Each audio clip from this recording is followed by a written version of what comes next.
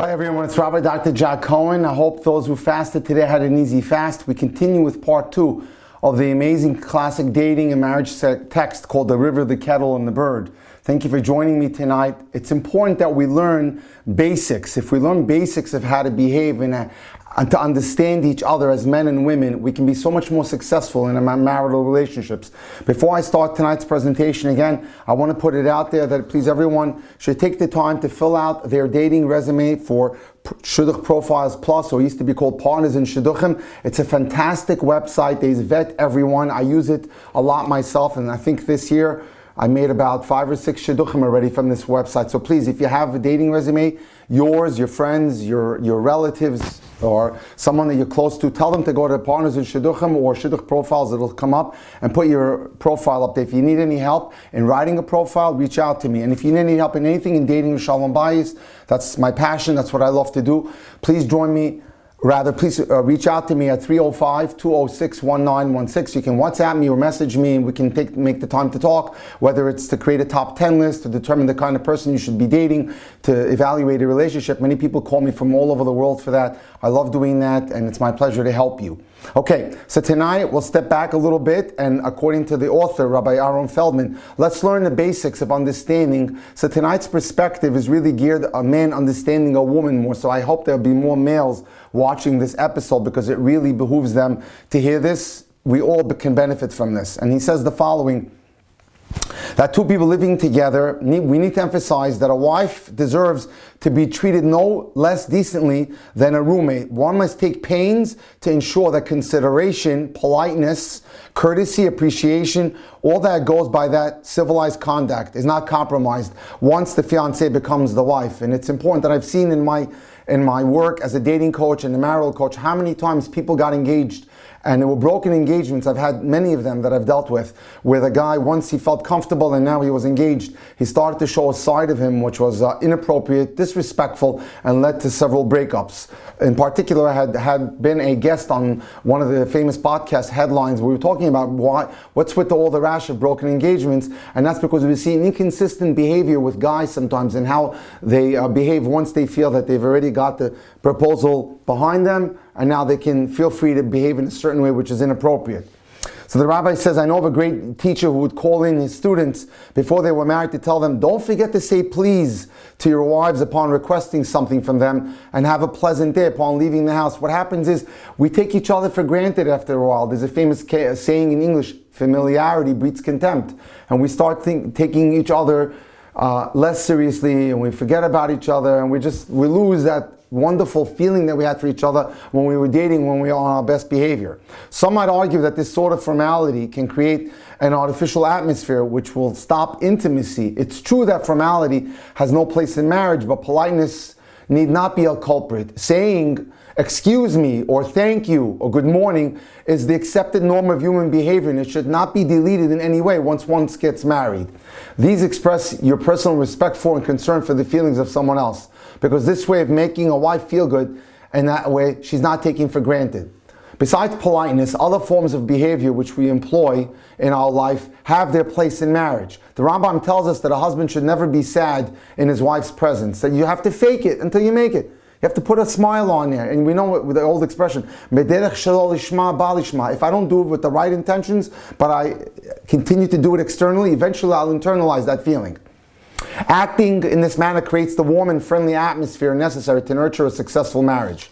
A husband is obligated to treat his wife with at least as much respect as he gives to his friends and his workers and his associates. The most basic way to show a wife respect is to pay attention to her when she speaks. This is a demonstration of respect for her. I just had a case today that came in here, a couple that's been married 4 years. The wife wants out in the worst way, and she says that he's always on his phone, doesn't give me the time of day. And that's a problem that we have in our era of cell phones. And we all fall prey to this. So we have to be careful that we don't fall victim to this situation where we're constantly on our devices and our phones and we neglect our partners. There was a Baal Tshuva that says that what made him become religious? Well, he was a guest at the Shabbos table of a certain rabbi. he noticed that this rabbi never failed to react to or comment respectfully upon anything his wife would say. Oh honey, that's so intelligent, that's so smart. I'm so impressed by what you said. The rabbi was obviously in the habit of demonstrating his regard for his wife.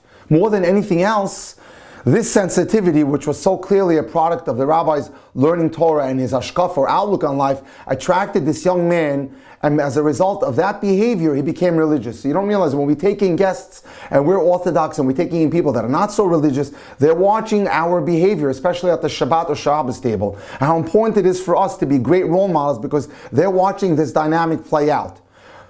Now, here we go. It's appropriate to record some of the interpersonal mitzvos which frequently come into play in marriage.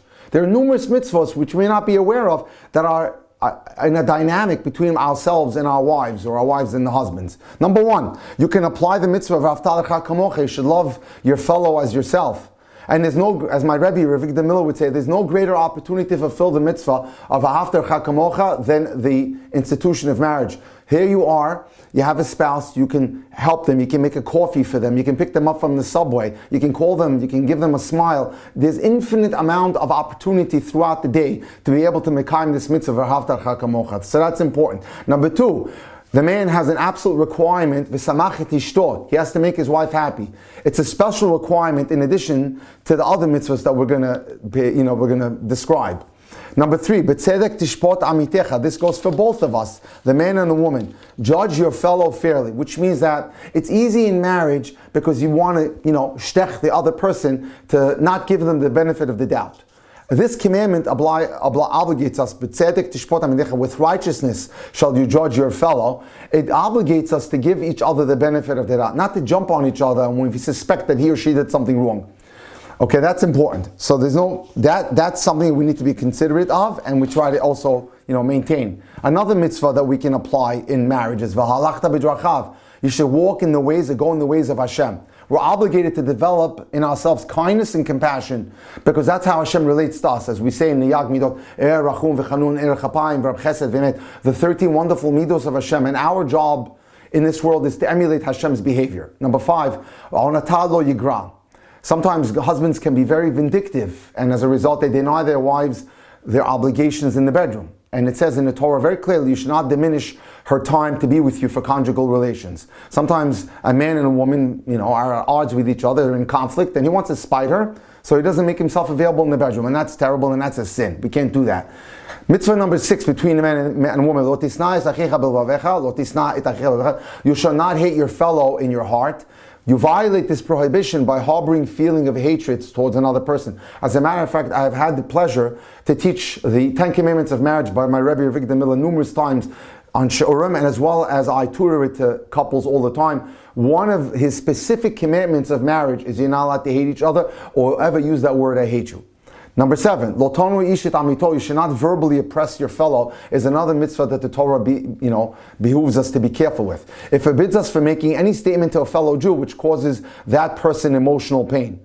If, for example, someone's relative was hanged because that was the crime, they had committed a crime and the punishment was hanging, you're forbidden to ask someone to hang something on a rope. This, obviously during the time when we had a Sanhedrin that would go ahead and execute capital punishment, but we're not allowed to say things that would be remindful of something that may have happened to someone's relative that would cause that person pain. Number 10, lo takum v'lo titor. You're not allowed to take revenge. You're not allowed to say this following. You're not allowed to say to your husband or wife, I won't act the way you acted towards me in the past. Oh, I'm not like you. I'm going to lend you even though you don't lend me. Or I'll pick you up even though you refuse to pick me up from this airport or the subway. Certainly it's forbidden to actually retaliate for anything that your spouse has done to you. Number 11, lo tekalel. You should not curse someone. It's a prohibition against cursing another Jew, and you certainly cannot curse your spouse. And number 12, lo yeh becha el zar. You shall not have a false god within you. That refers to, in particular, to the Yetzer Hara, which causes us to be angry. And our sages tell us that a person who falls to anger is like he worships Avodah Zarah. So be careful with anger, and that's coming up in the next few weeks. We're going to talk a lot at length about anger and the horrible consequences of anger. Now, why is it that men can sometimes treat their wives worse than strangers?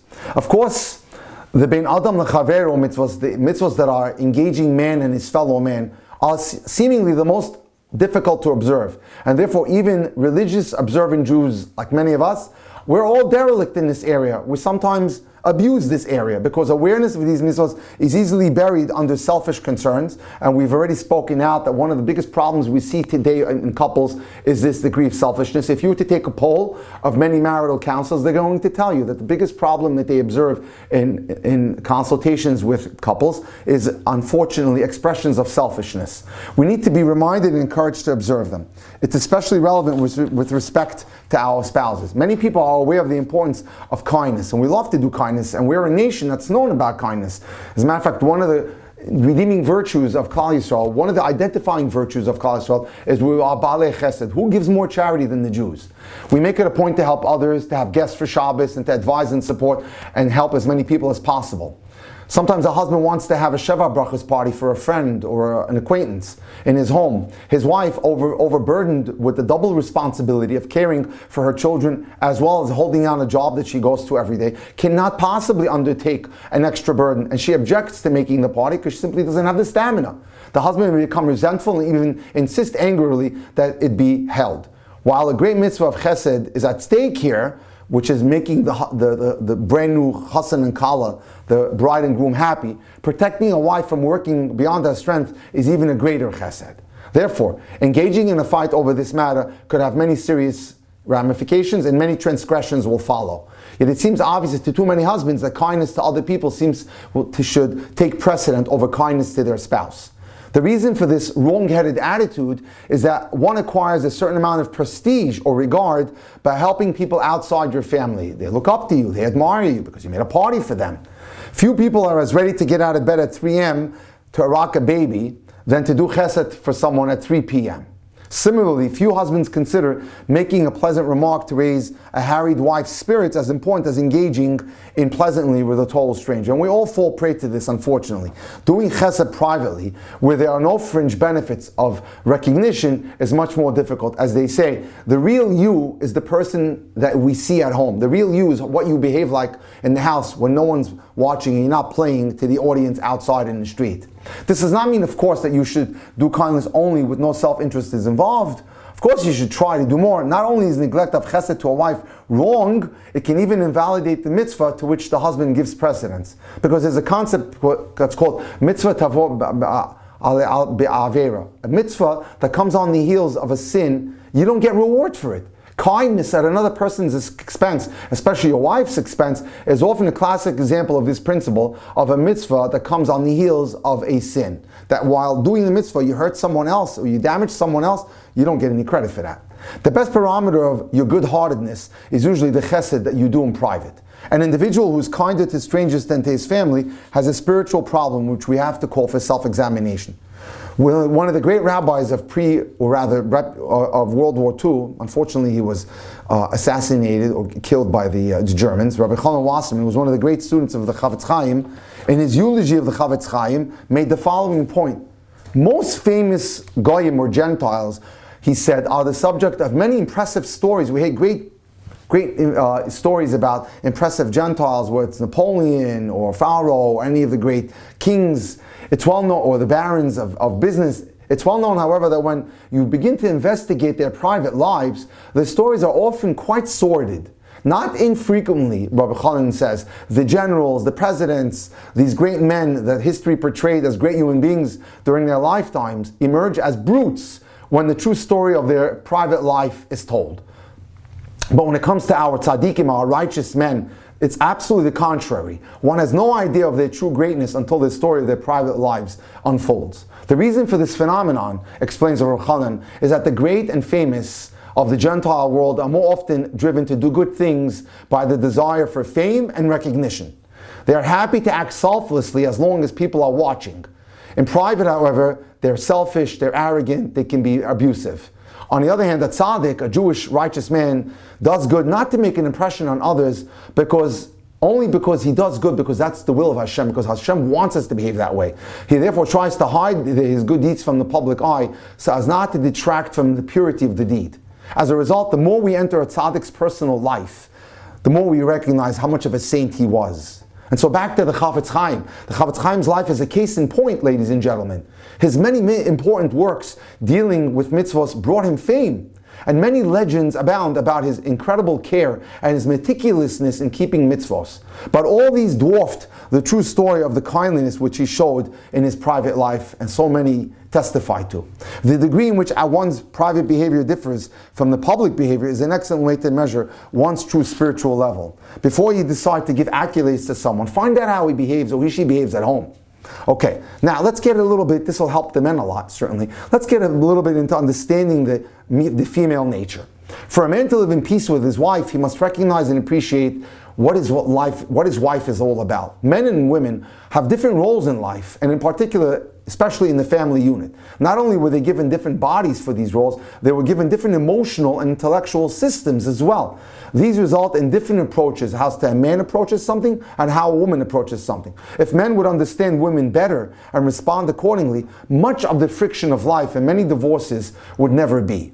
A woman's most deep-seated need, the one to which shapes her personality and attitude in life, is that she needs to be loved. She has a need to be loved. She has a need to be admired. A woman has a need to be respected. Let's repeat that. A woman's innate need is to be loved, is to be admired, is to be respected. To be sure, getting attention and making a good impression are also quite important to men, but not like a woman. A woman really needs to feel like she's Makom Rishon. As a matter of fact, years ago, when I was in practice in medicine, and I was in foot and ankle care, I had designed a line of art supports that I wanted to show the buyer of Walgreens.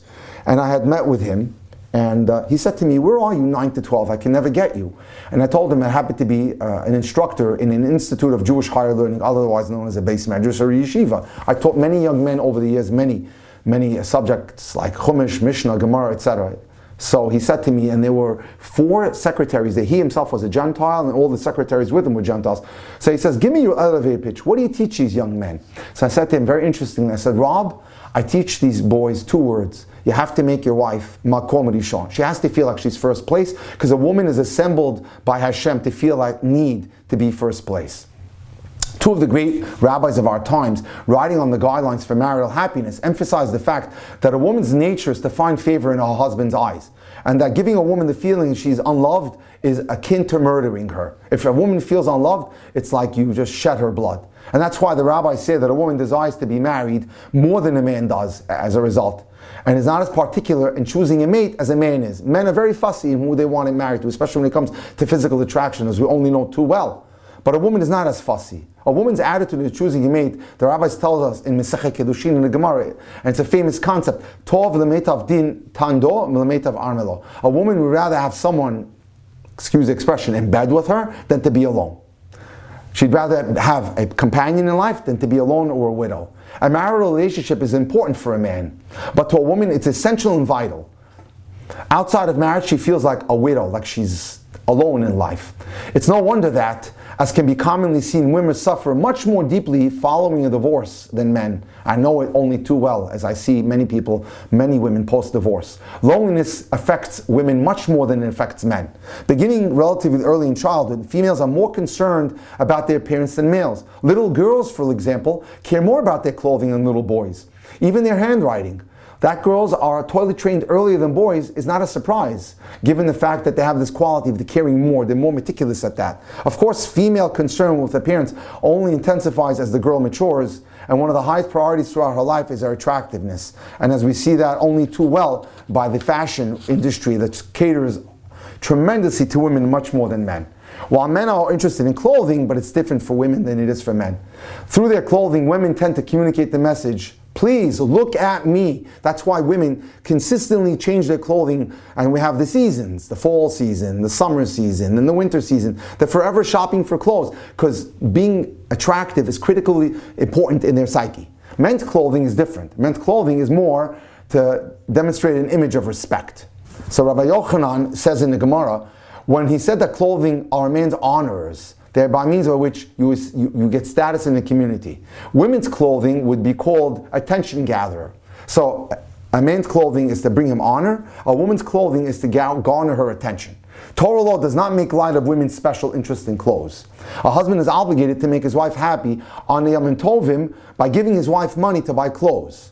And it says, begadim tiv'onim, colored clothing. I could have gone and told us, buy your wife white clothing or black clothing, but the Torah goes out of its way, the sages go out of their way to say, buy colored clothing, because that's the expression of a woman's soul. It's important. You have to supply her a colored clothing which makes her attractive to her husband, because color gets your attention.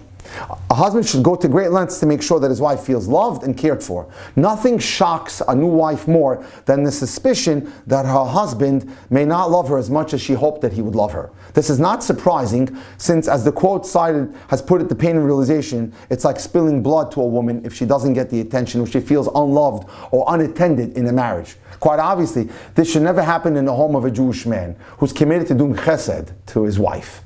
A wise husband can therefore never afford to stop demonstrating that he cares for his wife. We've previously noted that common courtesy calls for expressing gratitude for the favors that we do for each other.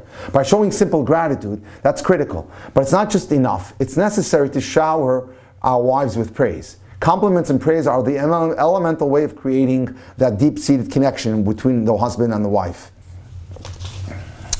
Very interesting, the author says that one of his teachers, shortly after his marriage, his wife served him burnt potatoes for supper. Instead of complaining, he said, "Oh, what a wonderful dish you made tonight, honey." His wife was so pleased that she made him the same dish many suppers afterwards. Burnt potatoes, and again burnt potatoes, each successive night. And he would compliment her, which is an amazing feat.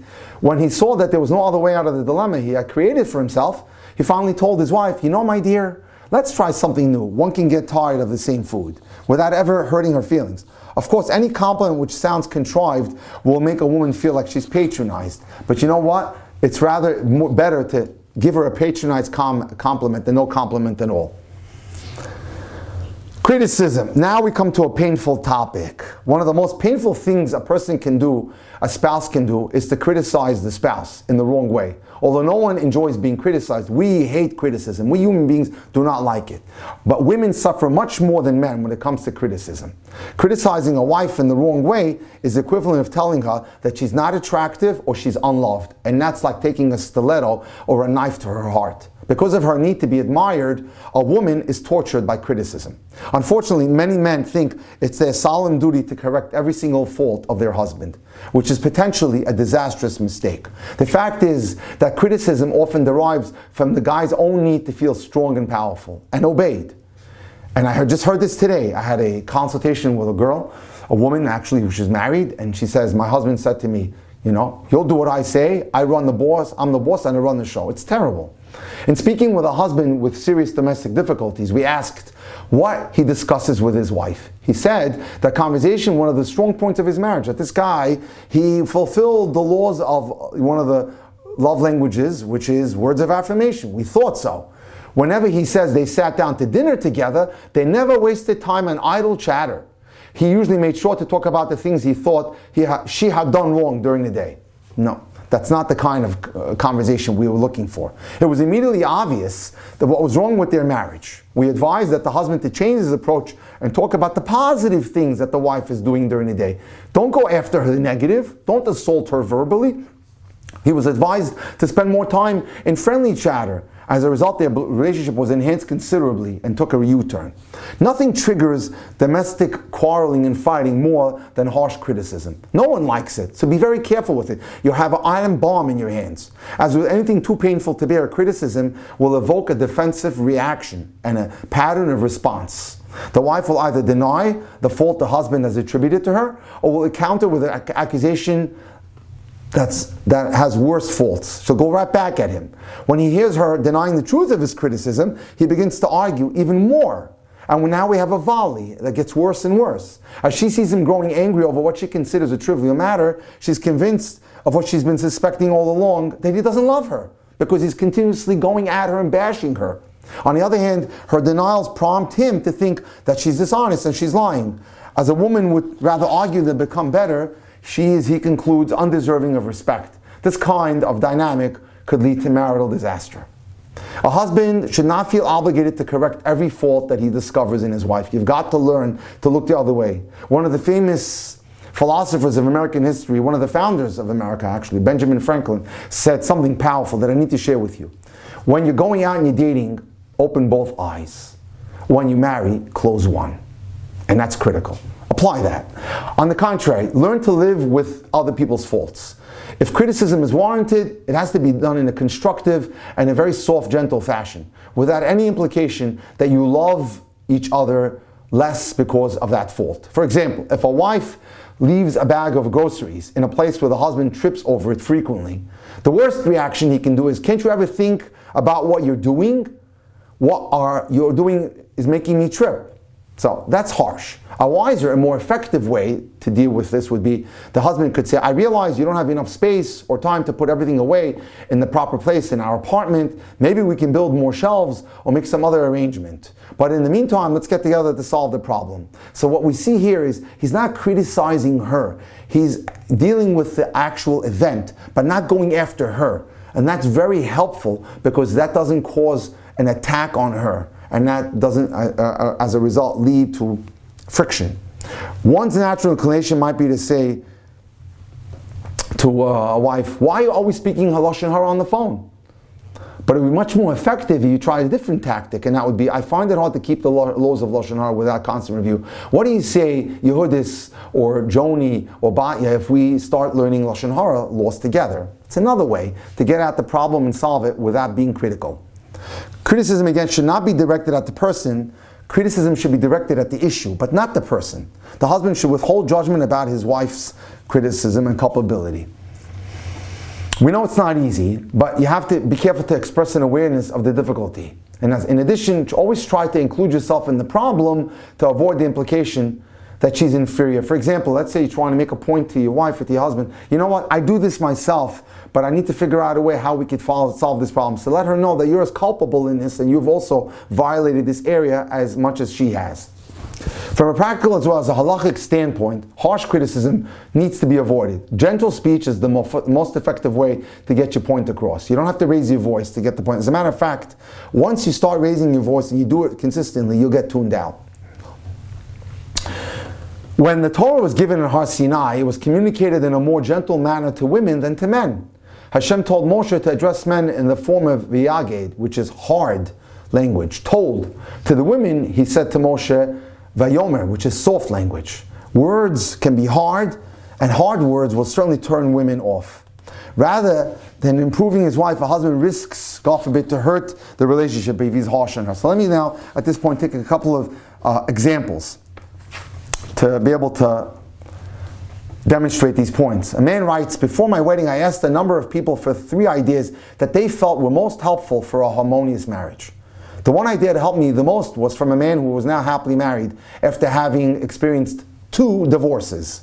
What did he say, this man who had experienced 2 divorces? He says, I'll tell you a question to ask yourself that cost me a great deal to learn, he told the young man.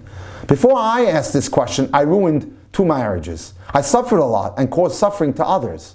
Now I consistently ask myself this question. I'm happily married. I'm certain that if I had asked myself this question, my first marriages would never have ended in divorce, and it would have been successful. And he says to the young man the following: before asking your spouse for anything, the question to ask yourself is, how can I make my spouse feel good about complying with my request? Very intelligent. How can I ask in a way that I can make her feel good, make him feel good about wanting to do what I want them to do? The first 2 times I was married, the man said, I gave orders in a commanding voice, harsh, biting. If my request was not met, I spoke in anger. I instilled guilt and fear. At times, I got what I asked for, but like the old saying goes, the operation was successful. Unfortunately, the patient died. You can, as they say, win the battle, but lose the war. My Rabbi, Avigdor Miller, used to tell us, how many guys got into battles with their wives and had to have the last word, and today are living in basement apartments eating frozen dinners while their wives and children are back at the house. All because they had to win the war. So if you want a healthy, vital marriage, speak and act, he tells the young man, in a way that'll make your spouse happy to do the things you want and need to get done. Case number 2. I hated the way my mother treated my father. She would frequently scold and nag him. I felt my father was henpecked and pledged that when I got married, I would never treat my husband that way. When I got engaged, I was so thrilled with my groom that I was certain I would find it easy to keep my pledge of being kind and sweet and nice to him. When I made it, it was theoretical. Well, I was in for a shock when a few days after the wedding I heard myself nag my beloved husband the same way my mother used to nag my father. I could hardly believe now how I used the same words and tone of voice that my mother did, as if I had a tape recorder in my brain that played itself automatically. I was doing the same exact thing my mother did. I was violating the very same principles. I remembered hearing that if you want to change a pattern, you need to clarify the pattern you want to live with. I practiced more respectful approaches. Again, you can condition yourself to behaving better by practicing it. I even looked in the mirror when I rehearsed the pleasant ways of speaking that I wanted to integrate into my conversation and my style. And I felt that this is so important that I was willing to repeat this technique thousands of times, but I was able to change myself, and that's critical. So we need to know that we can change and we can speak in a more pleasant, respectful manner. Case number 3, I liked my spouse very much, but there were a number of things that my spouse said and did that I felt would be looked at negatively by others. I kept telling my spouse that there was a need for change in these areas, but to no avail. It wasn't easy for my spouse to change his patterns or her patterns. I guess the fact that they didn't really bother me personally added to the fact of lack of motivation to put the effort necessary to make the changes. I attended a class that discussed that we had to change those, and the class helped me to take on that method and change. And that was critical, and I worked on myself, and I was able to change. Again, let's just go back to criticism and the consequences. Criticizing a wife harshly is unnecessary for another reason. A woman's ego is not as demanding as a man's ego. Men naturally will not follow with other people's ideas like a woman will. Women generally don't suffer from that. A man will rarely agree to marry a woman taller than him. Looking up to another person, especially a wife, goes against his masculine nature. Also, the man is likely to be terrified by a powerful woman who he perceives to be a threat to his masculinity. On the other hand, a woman will insist on marrying a taller man, a stronger man. Not only does her female ego accept it, but on the contrary, she seeks out a man who she can look up to and admire. She looks for men that she can respect and looks up to a journey through life together. But by her nature, a woman expresses her love and derives satisfaction by devoting herself to the man who she loves. It's true provided that a woman is convinced that her husband cares for her. That's the key. She needs to feel convinced that the husband cares for her. A woman feels cheated if she has to serve a man for whom she has no respect or love, or she feels does not love her. And that's important. Women can accurately sense that men were selfish, caring for not for women around them, but primarily for their own pleasures and needs. And that's critical. Women have a greater natural orientation towards spirituality than men, which is why the rabbis say that the reward promised women in the world to come is greater than that's promised to a man. Which is why women, unlike their husbands, did not succumb to the temptation of worshiping the golden calf like men did. Men ran around collecting all the jewelry. They were only too happy to worship the golden calf. The women resisted. And the Torah was given first to women and only afterwards to men because women are more zealous in keeping and performing the mitzvot. The converse is also true. Men are innately more disposed to doing evil than women. Men are more obsessed with their lusts and desires. Men, not women, spend lifetimes struggling for power and wealth. Because of a woman's spiritual sensitivity and her more temperate drives, women have a keener sense for judging situations and judging individuals. It's always been women in Jewish history who have warded off disaster. Sarah demanded that Ishmael be driven away because he would be a terrible influence on her son Yitzchak. Rivka saw Esav's true wicked nature, even while her husband Yitzchak was duped and was planning to give Esav the blessings. But Rivka knew that this is not the guy who deserved the blessings, but instead Yaakov. The wife of On ben Pelet kept her husband from deluding himself into following Korach, where he would have met certain death, by taking her head covering off. So when they came around and they were collecting the people to be part of the rebellion of Korach, they left On ben Pelet alone, and his wife saved his life. The rabbis tell us that a woman has deeper insight into even a guest's character. I always tell my students, by the way, if you're interested and thinking of going into business with someone, bring him home for dinner. Let your wife just sit there and look at him and evaluate him. She'll tell you if this person is the kind of person you should go into business with and become partners with. So that's important. It goes without saying, therefore, that a woman recognizes the true character of the husband with who she lives with. Thus, a wise husband, aware of his wife's heightened sense of perception, will understand that it's certainly obligatory for him to deal with his wife with utter honesty in all aspects of life, religious, spiritual, and material. Thank you so much for joining us tonight.